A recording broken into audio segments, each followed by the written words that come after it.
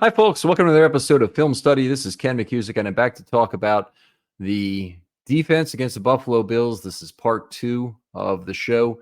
Normally, we have a guest for this. Unfortunately, he was unable to make it home in time due to some flight delays, and we'll have him at another point this season. In the first part, if you missed it, we talked a lot about some of the things John Harbaugh is getting blamed for, some I think very reasonably, and others in terms of, maybe magnitude of the problem. The 4th and 3 decision came up. The end of half clock management came up. I think it's a worthy discussion topic. I think it's also worth parameterizing in terms of just how significant was this in terms of the change to the Ravens' chance to win this game. We talked a lot about how the Ravens' coverage kind of broke down. A lot of that was a matter of not of getting pressure on Allen, which the Ravens did a reasonable job of doing. They flushed him from the pocket a number of times, but due to the fact that they were not able to do a lot with him to get him on the ground after they flushed him. So he didn't run the ball all that effectively in the game. He certainly didn't break a really long run against the Ravens. His longest was 9 yards, but he did make some great throws outside the pocket after getting flushed. And some of those were made running left and some right, by the way, which drives me up the wall when a quarterback, particularly a mobile but still large quarterback like Allen, is able to make a play after rolling left. Rolling left as a right-handed quarterback is death. You want to do that to the opposing quarterback as often as you possibly can. Get him rolling, to the opposite side of his handedness. Has a much harder time maneuvering his body, and it very much limits his options in terms of where he can throw on the field. So in the case of Allen, they did not have continual success with that. He still made some big plays, even up that left sideline as he was forced to roll left. So we talked about a lot of those things. There's more. We talked about packages, some of the ineffectiveness of Jair Alexander in this game. Obviously, was a big downside to what happened to the Ravens secondary, and frankly to the ineffectiveness of the dime package in this game, which is something I went over in detail. We'll talk about some other elements in this second show and look at some individual performances. And we're going to start that with the pass rush and talk about a little bit of that. And I mentioned that the Ravens' overall pass rush wasn't particularly ineffective this game. They had, as I scored it, 16 pressures, which was 35% of the dropbacks. Now, to get to the dropbacks, you have to subtract out that spike. If anybody's doing a little math here at home, add the sacks to the pass attempts. That's his total denominator I'm using. I'm not using any of the times where he was flushed to run. I'm just using the actual plays resulting in a pass or sack. 16 of those, 35%, resulted in a pressure. He was not great on those plays at 5.7 yards per play, but the standard for those kind of plays is about 3.5 yards per play. So while the Ravens were able to move him around a little bit, he basically threw about as well as you should when the ball's out quickly when he was under pressure. It's not like every throw he made was great, but he did have some success, obviously, throwing the ball under pressure in this game. 91 yards on those 16 plays. Ample time and space is the opposite kind of those pressure situations. The ample time and space, I'll give you the definition again. It means the quarterback has 3 seconds and the ability to step into his throw. Okay, so and he can't be moved off the spot during that time unless he does it himself unmolested. Okay, that's important. But otherwise, if the cone is impeded in that time, the throwing cone, and I'll define the throwing cone again, since, hey, it's the first of these shows of the year, and we want to make sure people understand it. The throwing cone is centered on the intended receiver and goes 30 degrees in each direction. If a player gets into that throwing cone, then I deem that pressure has occurred. If he is not able to step into his throw comfortably. So a lot of times you'll see back-footed throws. That's the best indication that a pressure has really occurred. Some quarterbacks will do it to themselves to eat too early, but most of the time it's a very good indication that the defense is frightening the quarterback and threatening his legs, which he's going to be very afraid of getting hit in to the greatest possible degree. But anyway, he had ample time and space 13 times. That was 28% of the time. It's about normal for an NFL game now. 131 yards, 10.1 yards per play on those. The average is 8.5, so he's about 20 yards above his standard on that. That included some crazy plays. He had a zero-man pass rush against him, of course, on the play at the end of the half, where the 5 linemen just looking around for a dance partner anywhere, and there was none to be found. And he took it took a little bit of time, and he got the ball to the sideline for a big gain. And then he also had a 2-man rush later in the game on the play that was tipped for the touchdown. That was actually a 2-3, meaning the Ravens rushed 2 and dropped 3 guys to coverage, which hilariously included both Matabike and Travis Jones in the middle of the field as zone defenders. And then he threw a touchdown anyway. So the Ravens used some different coverage elements in this fourth quarter. I know I've seen some people saying that they didn't, but they did. And that was one example of doing it that way. All right, ball was out quick 17 times. That's 37%. Oftentimes that number will rise if the pressure number is high. And so a natural kind of a effect of having a higher pressure number is that the opposing team will get obviously fewer ATSs, but they'll also have a lot more ball out quicks because the teams become aware that the quarterbacks become aware they need to get the ball out quickly, and so do the offensive coordinators, and they design plays accordingly. And anyway, in this game, I don't think that was really ever a factor for Buffalo, that they felt like they had to get the ball out quickly, but they certainly did some of it to their own detriment early in the game. Like the consecutive little wide receiver screens to the right, I thought really hurt them early in the game. That cost them a possession. I can tell you the Bills fans around me are going absolutely nuts about that. Why would you run that play twice in a row? Why would you run it once? You're just giving Kyle Hamilton a chance to get into the play and make a play. And certain enough, he had the forced fumble on one of those plays. So anyway, with ball out quick, he threw for 167 yards, 9.8 yards per play. The standard on that's only 6 yards per play. So that was about 65 yards of his amount over average. So if you broke it down, he's 20 above average on ATS, 65 yards above average on BOQ, and 35 yards above average when pressured, for a total of 120 yards above expectation for the game. That ended up being about 2.6 yards per throw. That is a horrific result to give up. They also had a couple of DPI penalties in the game as well, so it didn't even completely convey how bad the situation was. And I Allen frankly missed some plays, a couple of long plays, and had another one dropped by 26. I think was the running back, dropped one when covered down by the left pylon. He had an overthrow of Jordan Palmer when he was under a little bit of pressure. He was unfair. That pressure actually saved that play in the right corner of the end zone. And another one he overthrew on the left side to a wide receiver, and I'm trying to remember who it was. But anyway, he had some throws he missed in this game, even though he certainly carved the Ravens up pretty effectively. Or used 8 rushes of 5+ the entire game. That's 17% of the time.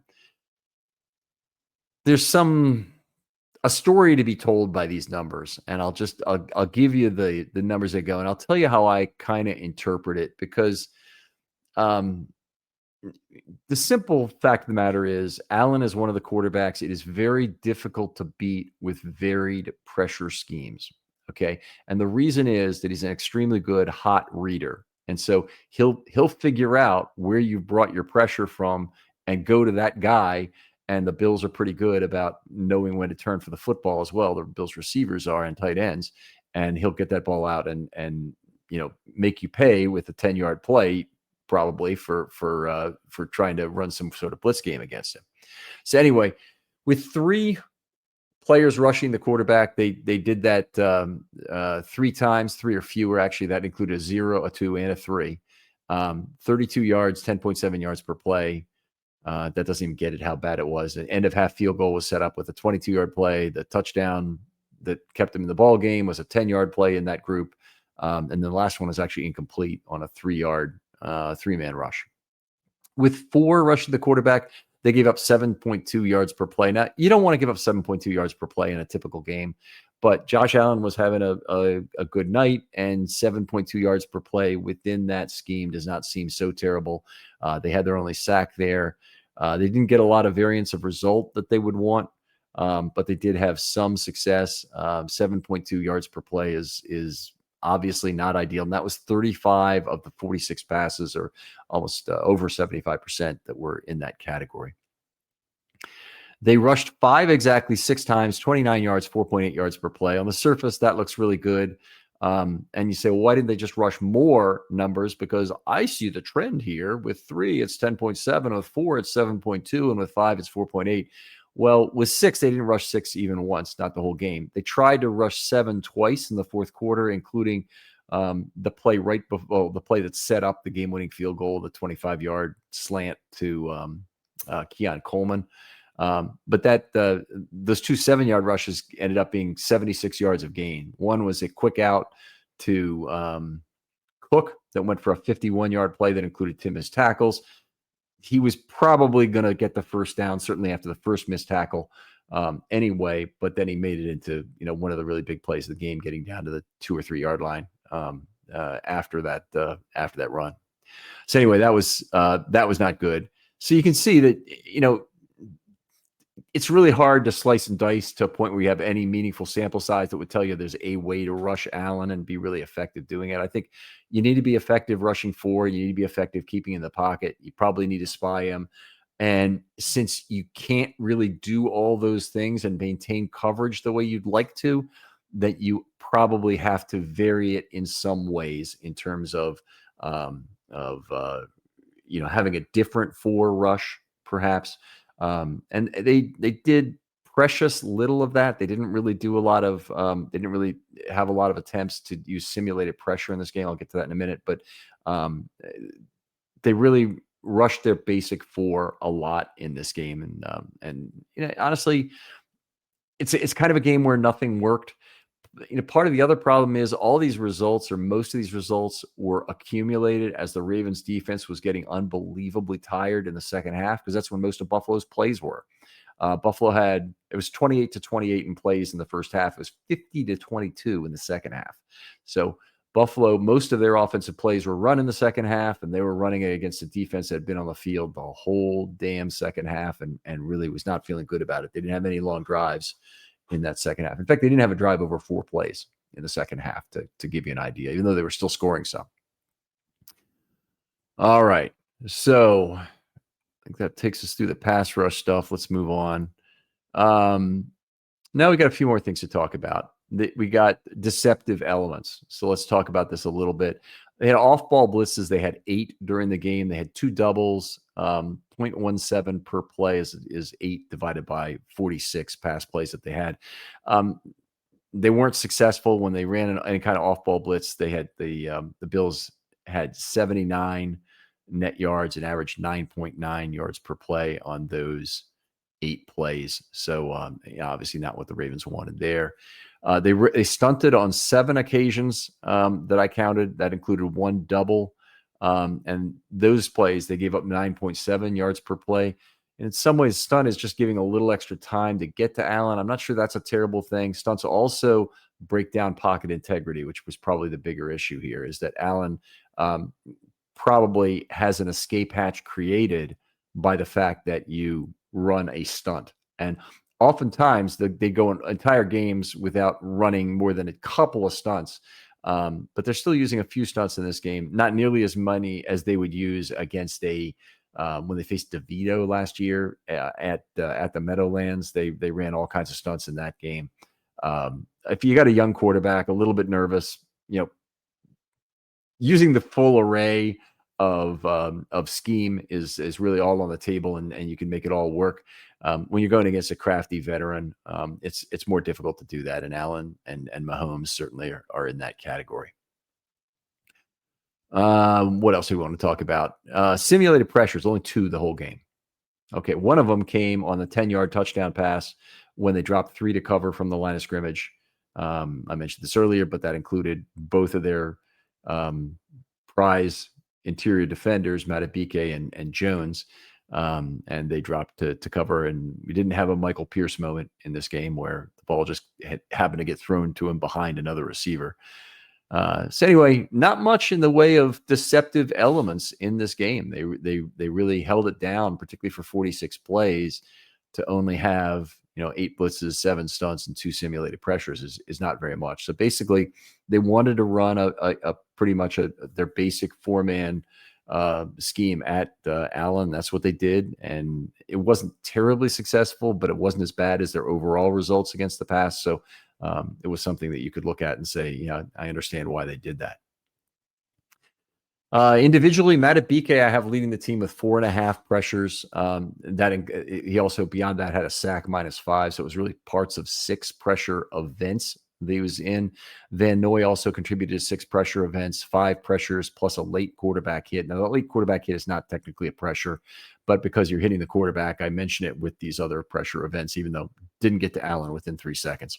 That happened, by the way, on that 10-yard tipped touchdown pass also. Van Noy delivered a late QH. Okay. No one else in the entire game had more than 2 pressures as I scored it. So that included Owe, unfortunately, who had a late QH and just a half pressure otherwise. They did have a pressure and a pass defense from Broderick Washington. Nice play, but just one.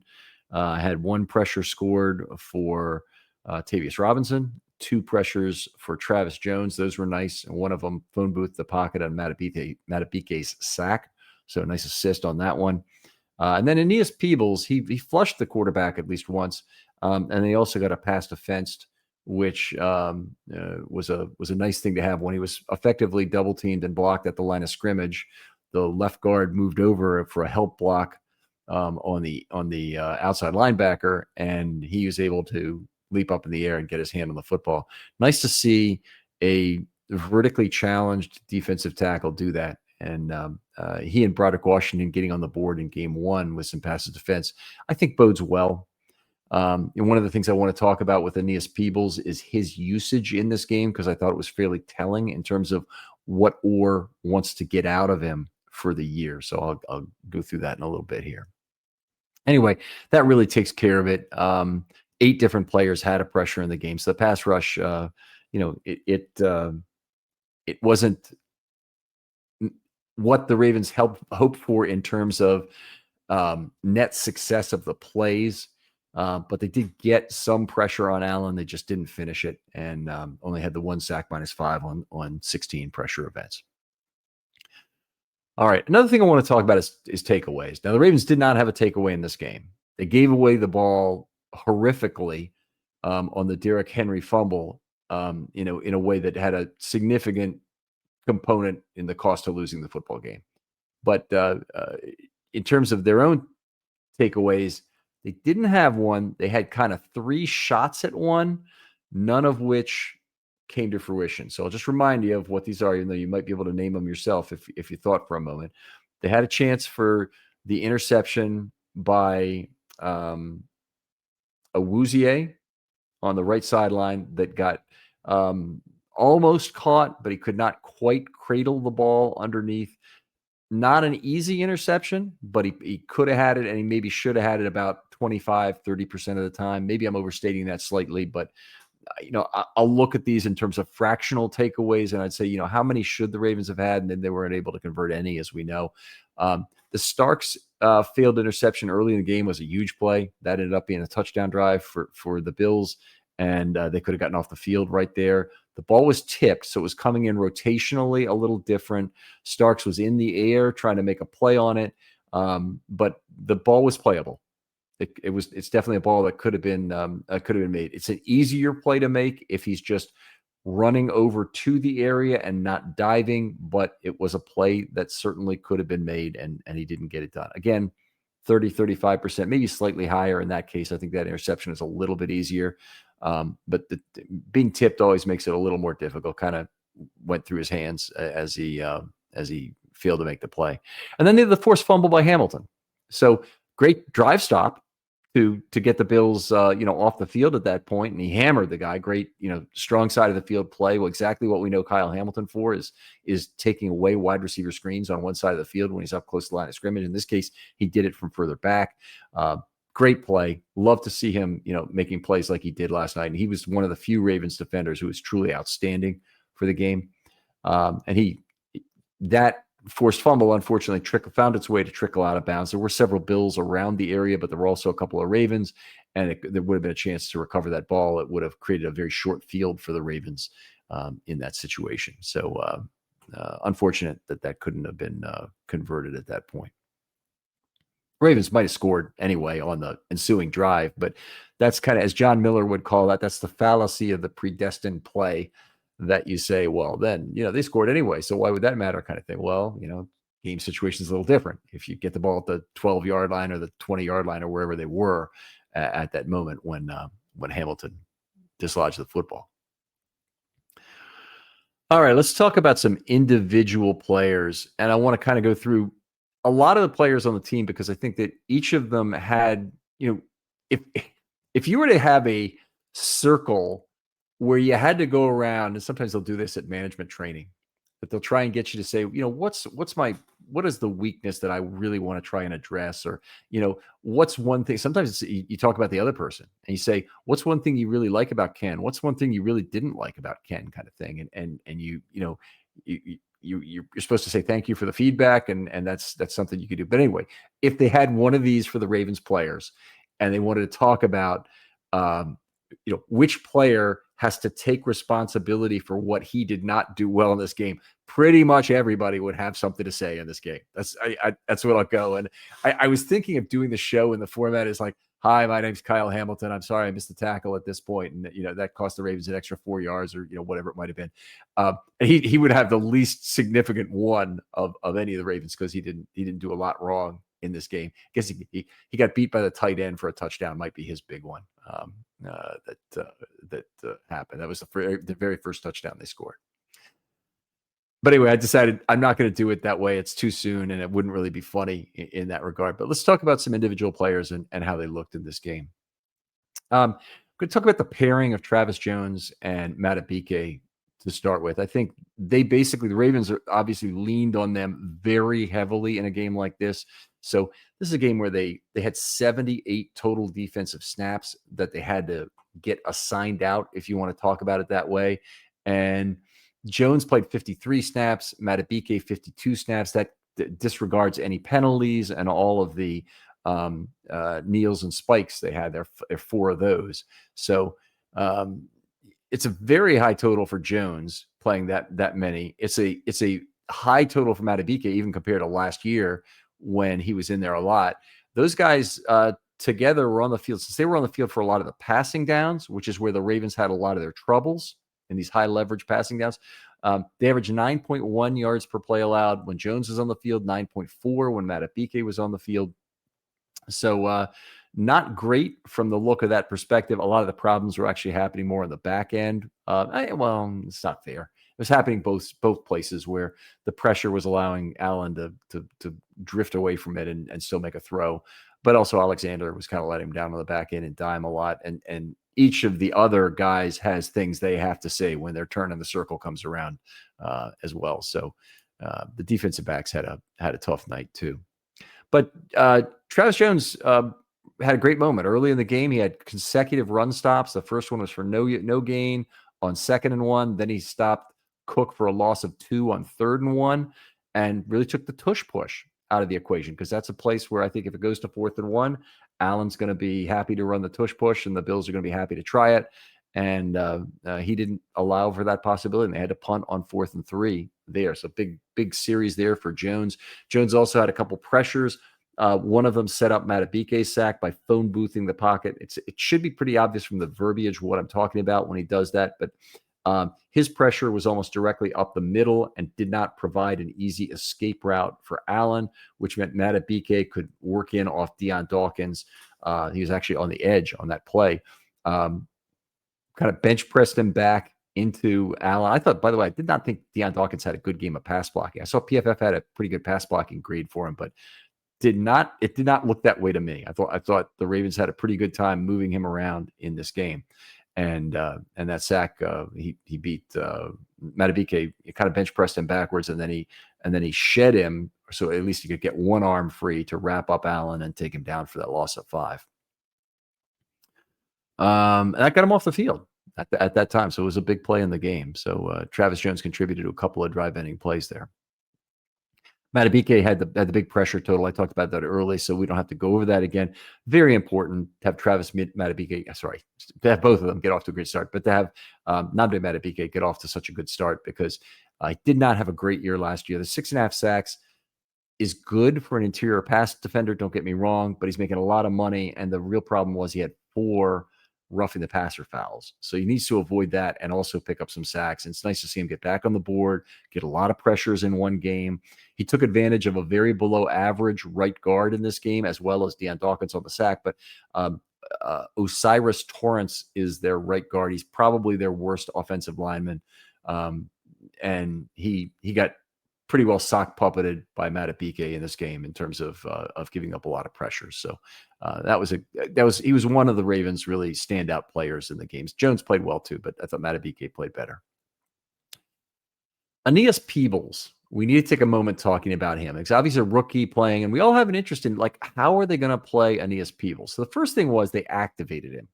So I thought that because this is a game against Buffalo, they might activate Brent Urban, and we did find out on Saturday that Aeneas Peebles was going to play, but I thought they might have activated Brent Urban because Buffalo tends to want to play big and play the 6th offensive lineman a fair amount of the time.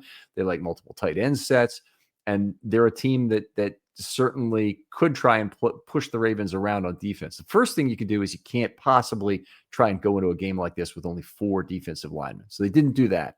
But the second thing you need to do is make sure that your guys can all play some part in run defense, or at least you want that to be the basic situation there. The Ravens basically played 2 pairings in this game. They played Jones and Matabike, and they played Jenkins and Washington in the bulk of nickel situations where they had only 2 down linemen.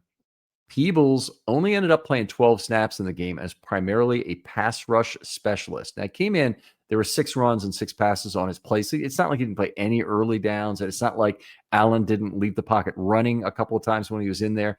But they tried to get him in when they were trying to close out the football game. And I kind of speculated about that usage for him during the preseason when we're looking at Aeneas Peebles, and he had some really good games during the preseason.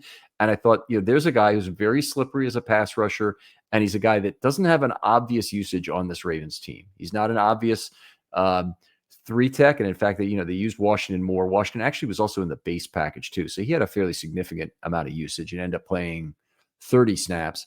Jenkins played 14 and Peebles 12, but when Jenkins was on the field, it was mostly with Washington and not with Peebles. So they were using that pairing. Anyway, I thought there was an interesting use of Peebles, and Peebles had a pretty good game. He got one pressure, he got his hands up on another when he couldn't get in, but was still had the ups to leap up and get a nice pass deflected at the line of scrimmage, and something you really like to see from a shorter defensive lineman. He looks very slippery. He looks quick in terms of getting around and doing some of the stunts.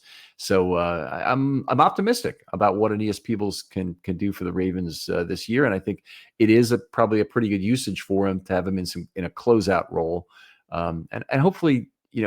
I know everybody's having a lot of trouble with this. You don't want to look multiple games ahead, but this week against Cleveland would be a game where you'd hope that the Ravens could build a lead, use Aeneas Peebles as a closer, and try and let him get some pressure and wreak some havoc. When the other team can't run the football, great time to have Aeneas Peebles on the field. All right, we talked about Broderick Washington a little bit. John Jenkins didn't really play very much at all. He's also taken a new number. He's now number 94. He was 62 in the preseason.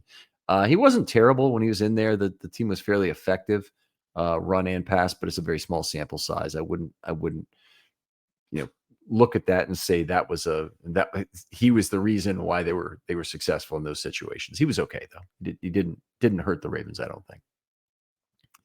Moving to outside linebacker, we got a few players to talk about, and we got one big situational usage that I was not expecting. So I was expecting this. Tavius Robinson was in there for most of the early downs, and he was primarily then a run defender because the Bills run a lot more on the early downs than they pass on the early downs.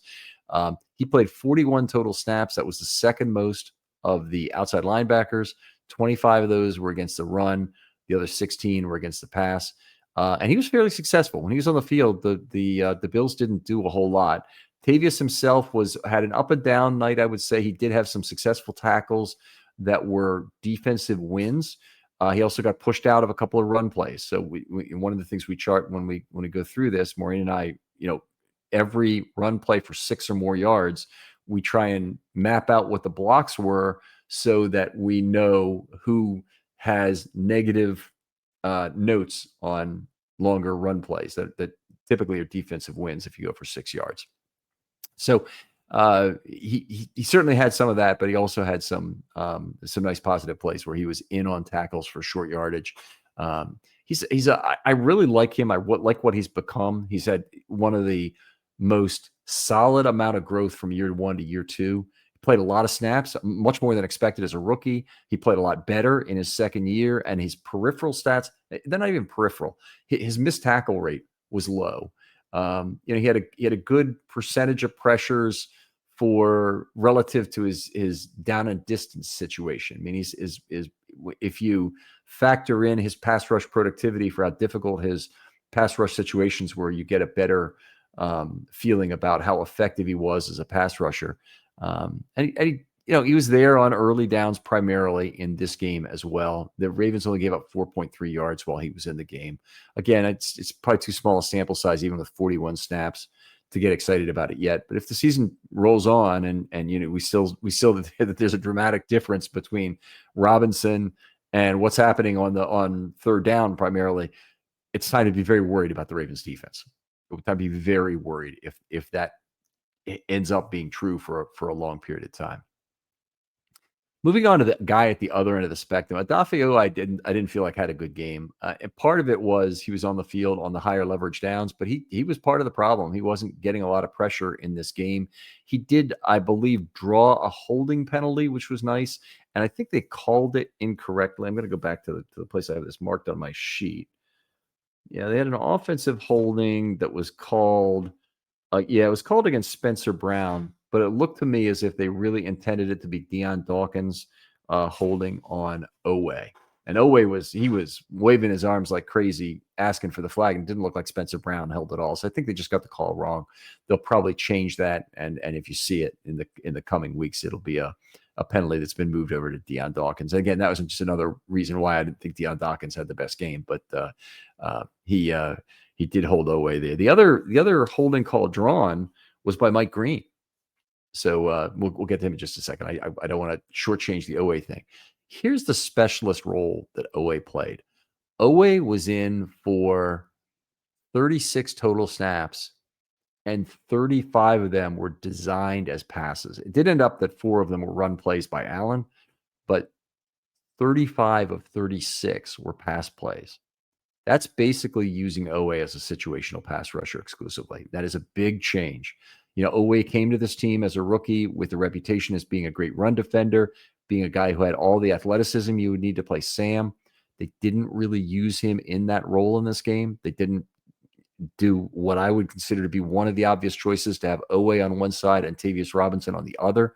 They are both rush linebackers who like to line up opposite a uncovered tackle. But who says that's the only way they can play? And they ended up using Van Noy in that role, basically as a run defender for a lot of the game. Van Noy led the team in outside linebacker snaps with 50. Got to rotate a lot, and it's a little surprising that they used Owe so extensively as a pure pass rusher. But I guess that's what they decided they do. They didn't have particularly good results with Owe in the game, as you can guess, because he's in there for all those pass plays, but 9.2 yards per play all the way around with Owe in there. All right, let's talk about Van Noy. Now, he did some effective things as a pass rusher. I have him charted for a lot more pressures than PFF does. Largely, that's because I had him invading the cone more and forcing Allen to leave the pocket because the cone was imperiled. And I think that PFF and I differ in our definition of a pressure that way, but just understand what the difference is and decide what you want to believe or use it for your own purposes in terms of which you think is accurate. But anyway, it's in the case of Van Noy, he certainly had some pressure in this game. It still looks like he's got a little bit of juice as a pass rusher. Got after Allen for that late QH. Didn't end up being worth it because it was still a touchdown. Didn't end up producing value, I should say, because it ended up being that tipped touchdown. But had a pretty decent night as a pass rusher. I think. David Ajabo is inactive. I suspect that will be a weekly event. Now, are they going to try and get him active? Probably. Are they going to wait for an injury? They might. All right. And I think that there is a legitimate question as to whether the Ravens should go out and make a play for Clowney. They got decent pressure in this game. I don't think it's time necessarily to panic over the fact that the Ravens had one sack in this game. I think you need to look at the overall pressure rate. You need to say they basically did a pretty good job against a pretty good offensive line getting into the backfield. They just didn't contain the quarterback well in terms of what they did. So hopefully they'll decide fairly quickly whether they want to go after Clowney. Clowney is a guy who I think probably will be scarfed up by another team at some point. So Jadeveon probably got his wish to not go to training camp again and wants to play for a team. And I think when he does, he's probably going to be pretty damn good again. He was a good player last year. He certainly was a great player 2 years ago. So I think he could still help the Ravens if the Ravens decide that the insurance policy that Ajabo has is not really worth what he brings the team. I mean, obviously, a couple of things you could get out of Ajabo. Ajabo could turn into a player this year as a situational pass rusher, particularly if he gets a chance due to an injury to somebody else. If that were to happen, all kinds of doors open. He could be re-signed. He could get you a comp pick. All kinds of positive things could happen. But if he sits there on the bench for the entire year or inactive for the entire year or close to it because you thought the insurance policy was worth it, it's going to seem like it'd be a question. It'd be a decision you would question later in the season. So anyway, that's certainly something the Ravens are going to have to decide sooner or later if they want to go after a player like Clowney. And honestly, if the situation did get worse, if there was a significant injury to one of the big players, including any of them really, Robinson certainly, because Clowney can defend the run pretty well. Certainly Van Noy, who's a good at both as a pass rusher and a run defender. I think that they would probably jump right on an opportunity to get Clowney. And if Ajabo was hurt in practice or something, I don't think it necessarily means that. But anytime that you get down to less than the 4 core outside linebackers, I think then Clowney is the next guy the team might go after. All right, Mike Green. Now, Mike Green didn't have a great game as a pass rusher. I didn't chart him for a single pressure, but he did have a holding call he drew. So that's nice to see. He played a fair amount of snaps in this game. Let me just see here. I have him for 21. The Ravens defense was actually pretty good with him in the game, 5.5 yards per play, a lot better than they were in some other situations. He was in for, let me see, where did he play by down? So, yeah, by down, he played 12 times on first down, 7 times on second down, only 4 plays on third down, no plays on fourth down. So they didn't really use him as a situational pass rusher. They had him in on early downs. Now, some of it they did have him in later in the game when they wanted to get some pass rush when nobody was rested in that fourth quarter. But he didn't really provide that in the game. So hopefully there are bigger things coming, and maybe he has a better chance against a quarterback like Joe Flacco this next week. So we'll see how that plays out. So I think that's all the outside linebackers. The inside linebackers I did mention on the first show. The Ravens really haven't made up their mind on how to deal with the inside linebacker position. Simpson and Buchanan split the snaps. I thought they'd probably have a starter. I really thought it would probably be Simpson after the preseason he had. They've obviously got some reservations as Simpson and probably Buchanan as pass defenders. And, Simpson, certainly from last year, there have been some times where he hasn't been in the right place. Buchanan had a wheel route. I think it was Davis, number 26 for the Bills. It wasn't a wheel route. Actually, it was more like a stutter and go route from the running back, and Buchanan was covering it. And Buchanan kind of got bailed out by the fact that he dropped the ball. Basically, it hit his hands, hit off his hands. Really should have been caught. Would have been a touchdown. It was right at the goal line that the ball was caught.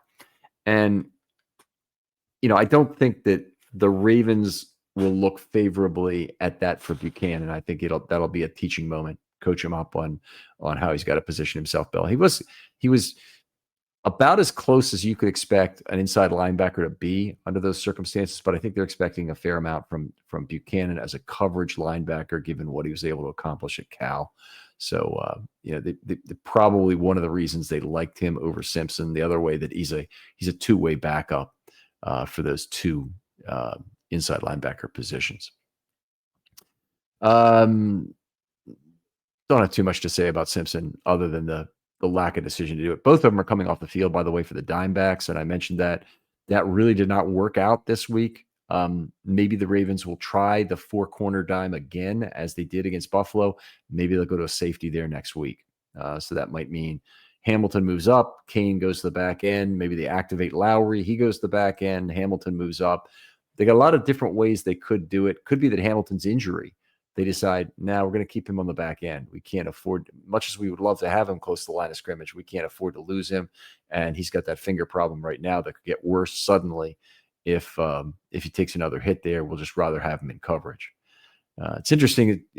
Hamilton, as great a game as he had, still almost bailed out the Ravens on the final play of the game with a blocked kick, where I believe he's trying to block the kick with the hand he was injured with earlier in the game. Great play, got in. Actually looked like he probably got there almost too early and didn't get his hands up properly. And then, the ball somehow evaded his hand, north, south, east, or west, and went through the uprights. But it really looked like he had a great beat on that football and probably had a good chance to block it. I know he thought the same thing. In fact, he thought he had blocked it. Which is, I know, something that you sometimes feel the ball go right by at close proximity. So that might have been what he had. But anyway, the Ravens are going to continue to use a dime back. I'd be pretty sure after watching this game. And I think each of Simpson and Hamilton gave up some pass plays in this game. That's my recollection. And maybe it was more of Buchanan than. Maybe it's more remembering Buchanan on the play against Ray Davis down that left sideline is really what I'm thinking of. So not sure that either of them gave up a ton of pass plays. I just can't find one here in my notes that I can point to directly that, oh my God, he gave up that. So I expect we'll see more dime. We'll see if that really plays out to fruition. Let's go through the defensive backs fairly quickly here. The guy who really stood out, as far as I'm concerned, was Awuzie. Much better than expected. He looks fresh enough to play the position. He got himself into position to at least make a play on the football on that left sideline that he wasn't able to collect. But a good game, I thought, of being in the right position and being fairly close on the receivers he was covering. They threw at him a fair amount. I don't remember a long play in there. Not anything over 12 yards, 14 yards, something like that. He didn't give up any of the longer plays that they got. And frankly, they didn't get all that many long plays that were down the field as passes. So they gave up some plays under 15 yards, but then they didn't give up too many plays that were down the field throws for big yardage. And I don't think he gave up any of them. So Awuzie pretty good from my perspective in coverage in this game. Hamilton was outstanding. He was the Ravens star in this game. He did have a missed tackle that cost the Ravens a couple of yards. He gave up the touchdown on the very first drive to the tight end, Kincaid, I think it was, on that 15-yard play. Very hard play to defend, by the way. But if there's anybody who could do it, Hamilton would be the guy. Hamilton did a great job of coming downhill and making plays, as he always does. He had a pressure against the quarterback. He had a couple PDs that were in legitimately level 3 and not just level 2. So it's nice to see him playing some back end safety roles where he's getting the results that you expect him to get, not just coming downhill to make plays. So that was positive.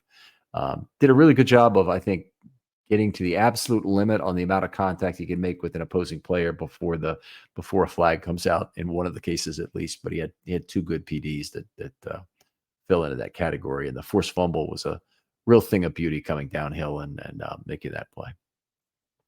Difficult game for Marlon Humphrey, yeah, in a lot of ways. I think.